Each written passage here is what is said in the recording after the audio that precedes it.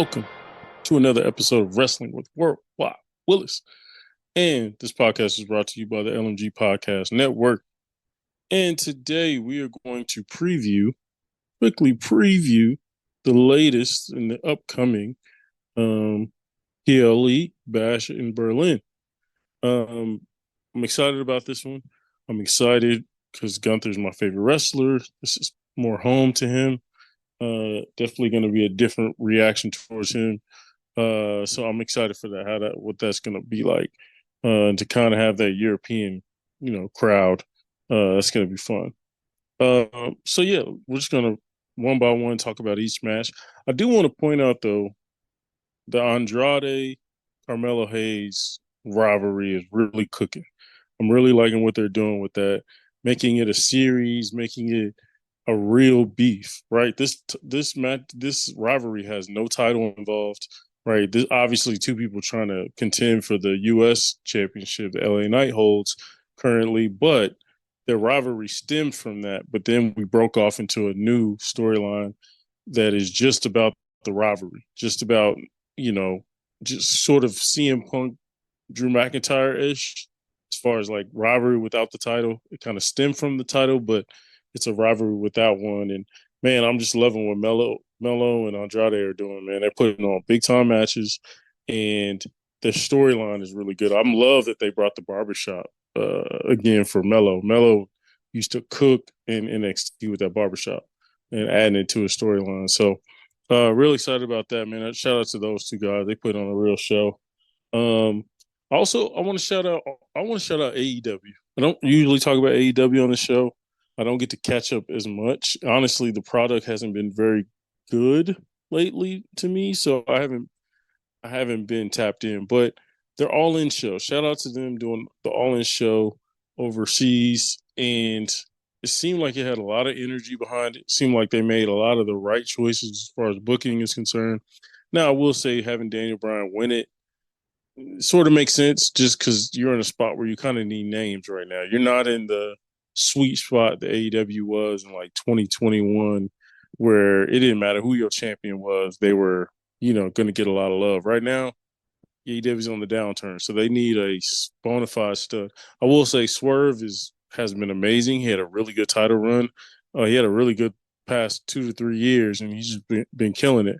But I think for what AEW needs right now, Bryan Danielson makes sense.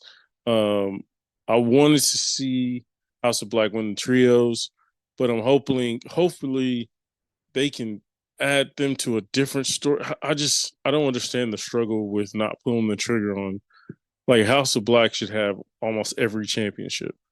And they should be the spooky group that you use, and cool looking group, excuse me, to use to really just get the crowd involved, right? All those guys can wrestle, and they're really good in the ring, really good, presentation, really good music, all that. Like they could sell merch, toys, all that. So, shout out to AEW with their, getting some energy back behind them. I think much needed. Um, and then I want to talk about Bronson Reed. Shout out to him. He had a really good match with uh, Braun Strowman. That was a really cool, like street fight type of match. That was fun. And man, dude, all you need is a moment. And Bronson Reed had that moment, and now they're really taking advantage of it by continuing to build him. He needs to be on more. He needs to be on more PLEs, but I think if they're smart, have him run out there during a match here, Bash in Berlin. Have him run out there and really like lay waste to somebody, and then have Braun run out there and then meet again. Like that'd be cool. All right, talk about it. Bash in Berlin.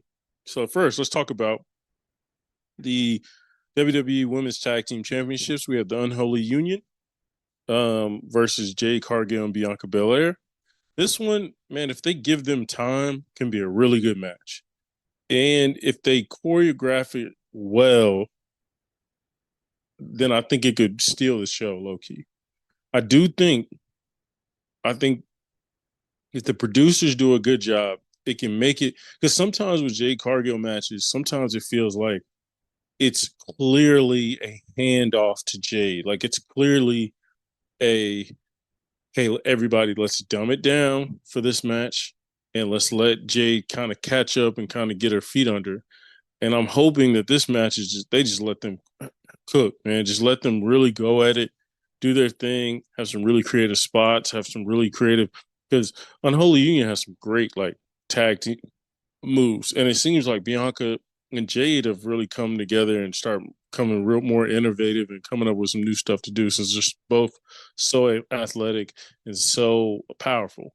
So I'm hoping that Unholy Union can really uh, show out, man. We know what Bianca is going to bring, and I think Jade will do fine. But I really need Unholy Union to show out. And I'm hoping Unholy Union wins this match.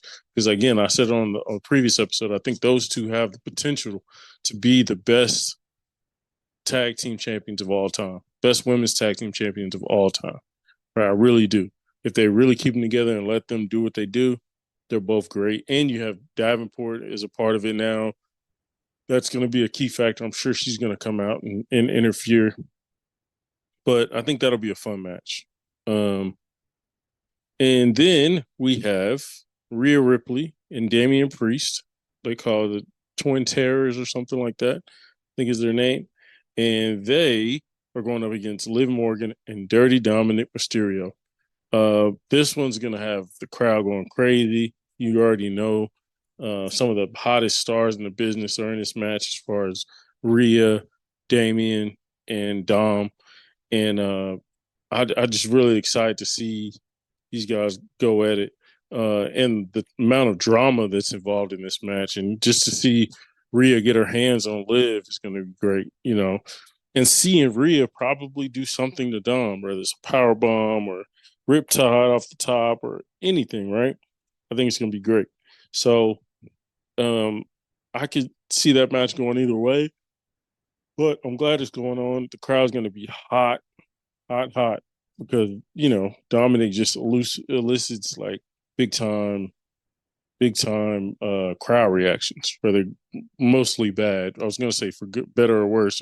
Usually it's bad. Usually it's a lot of boos, but I think Rhea's gonna be beloved as usual over there. Damien as well, right? I think Judgment Day needs to win this, or either lose and then probably lose because Finn and the rest of Judgment Day come out there, right? I could definitely see that. Then we have CM Punk versus Drew McIntyre. Now, this one we all know has been, the match they had at SummerSlam was amazing. It was really good. I do think that we can get a little more from this match. It's Bad Blood. Stipulate like I could see us getting more in this one. And the stipulation is a strap match, so that's going to be old school, good time. So strap matches have become really popular in the last like 5-6 years. Kind of made a comeback, and I think this is the rivalry of the year: CM Punk versus Drew McIntyre. So I expect a classic type of match, especially if CM can go like I know he can. Then we have Cody Rhodes versus Kevin Owens. Man, they've been really doing a good job of letting KO kind of show both sides of him. To show the side where KO used to turn on you on a dime, right? Chris Jericho, Sami Zayn, plenty of others. And then showing the KO who's honorable and showing who the one who wants to fight for the right things at all times.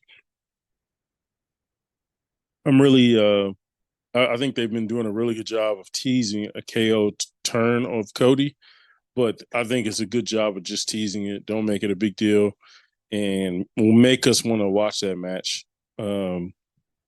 this weekend, upcoming weekend.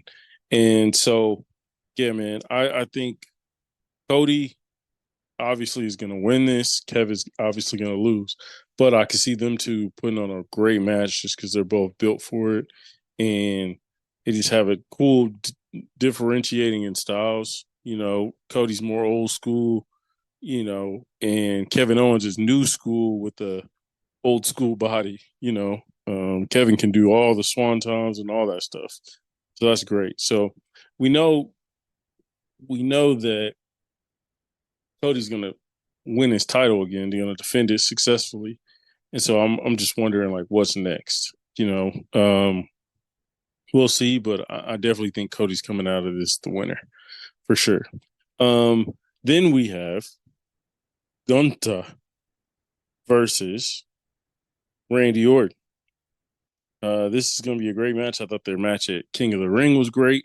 I think this one could be even more violent, which I love. And I just think they've built more of a rapport together to where it could definitely genuinely just come out. Um, Randy, I'm excited to see Randy in the championship level again, contending for titles. If he won it, would I be upset? Kind of, for Gunther's sake, but I wouldn't be upset as far as for his sake. He deserved it. I probably should have a few more title reigns in these last couple of years, but um, yeah, man, seeing Gunther and Randy go at it, it's a beautiful sight.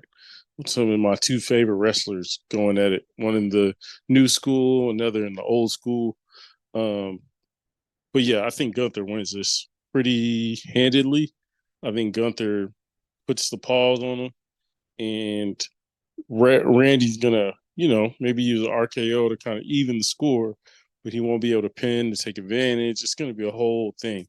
And Ludwig Kaiser's coming into play. That cheating is gonna come into play. Blah blah blah. So, I'm definitely excited for this one. I think Gunther is going to get a home court advantage, which he hasn't really wrestled under. He's kind of always been the hated villain, Terminator type villain, but in this case, he's going to be beloved, which is going to be kind of different, So I'm excited to see how he reacts to it and how the crowd is, because when Gunther was over in Europe, when he was Walter, like the crowd loved him, whether he was good guy or bad guy. But yeah, and then there's potentially some matches along the way, but that's the final right now. I do think if we're doing predictions, I think Cody Rhodes beats Kevin Owens. I think Gunther beats Randy. I think Unholy Union beats Jade and Bianca. I think that Rhea, Damian, and Damian Priest and will beat Dominic Mysterio and Liv Morgan. I think Rhea and Damian get the win there. And I think CM Punk gets the win over Drew McIntyre in this particular match. So I think, I think it's going to be a great card. I am excited to see this crowd. I think this crowd is going to be great. And yeah, I think it could be a really good pay-per-view. And I trust Triple H to really put us in position to get ready for, that wind down season with Survivor Series and things of that nature. But I am also excited with what they're doing with the Wyatt Six.